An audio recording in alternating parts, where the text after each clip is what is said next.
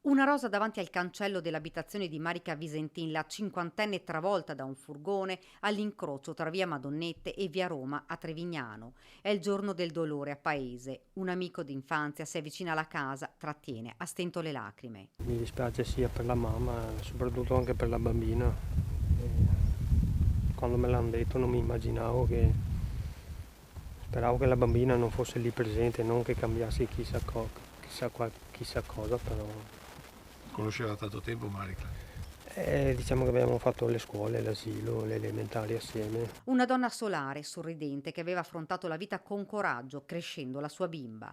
Un destino, ci dice, crudele. Fatalità, destino, non si sa neanche come chiamarlo. Poche parole, solo tanta disperazione.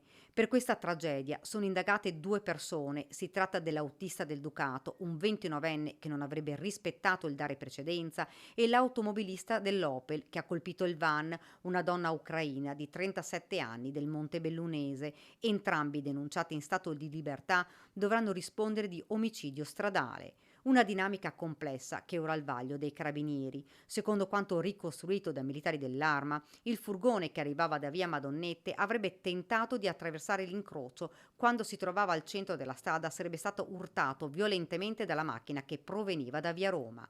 Un tratto dritto che consentiva di avere una buona visuale. Molto probabilmente la procura disporrà una perizia cinematica per cercare di chiarire l'esatta dinamica di questo incidente. Si dovrà inoltre stabilire la velocità dei due mezzi, il furgone e la Opel, e accertare se i due conducenti fossero o meno distratti da qualcosa. Uno schianto tremendo che ha fatto perdere il controllo al 29enne che dopo un test a coda è andato a schiantarsi contro le due auto parcheggiate sulla laterale via Madonnette, travolgendo Marica Visentin. La donna, quella mattina, era arrivata in soccorso della madre, 85enne, che aveva la macchina in panne ed entrambe stavano attendendo il carro attrezzi. Con loro anche la piccola di 10 anni, figlia della vittima, trasportata in ospedale sotto shock assieme alla nonna. Marica, che lavorava per un'impresa di pulizie, aveva cresciuto la sua piccola da sola, circondata dall'amore dei suoi familiari. Ora la preoccupazione maggiore è proprio per lei, rimasta orfana, che ha visto la mamma travolta finire sotto il furgone.